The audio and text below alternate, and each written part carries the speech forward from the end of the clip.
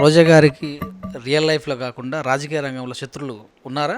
వాళ్ళు ఒకవేళ కనపడితే ఎప్పుడూ కూడా కాయలున్న చెట్టుకే రాళ్ళ దెబ్బలని ఖచ్చితంగా ఎదిగే వాళ్ళ మీద ఏడ్చే వాళ్ళు ఉంటారు. ఆ ఏడుపులో నుంచే వెంజన్స్ వస్తుంది తప్ప నేను చెప్తున్నా కదా ఎవరితో నాకు ఆస్తి గొడవలు లేదు. వేరే వాళ్ళ సీట్లు నేను బీక్కుండేది లేదు. నా ఎమ్మెల్యే సీట్లు వాళ్ళు ఎత్తుకుపోయేది లేదు. ఓన్లీ ఆర్టిస్ట్ కాబట్టి ఈజీ రికగ్నైజేషన్ వస్తుందన్న జలస్. కానీ ఆ ఆర్టిస్ట్ అవ్వడానికి 12 ఏళ్ళు కష్టపడ్డాము. ఆ కష్టాన్ని గుర్తించరు.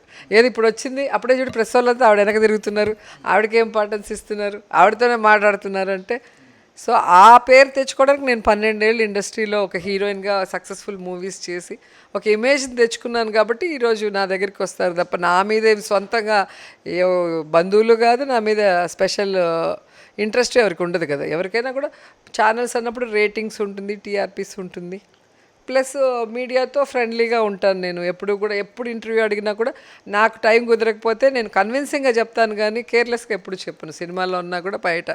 అందుకని ఎప్పుడు ప్రెస్ వాళ్ళు ఏ పార్టీ అయినా కూడా నాకు మాత్రం బాగానే సపోర్ట్ చేస్తారు. చాలామంది మా పార్టీలో అడుగుతారు అదేంటి మేము చేస్తే సాక్షిలో మాత్రం వస్తుంది, నువ్వు చేస్తే అన్ని ఛానల్లో వస్తుంది అని.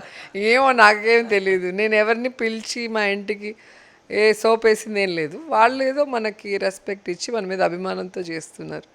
ప్లస్ మన వాయిస్ కూడా మనము సబ్జెక్ట్ మీద వెళ్తాం కాబట్టి ఇంపార్టెన్స్ ఇస్తున్నారని చెప్తాను.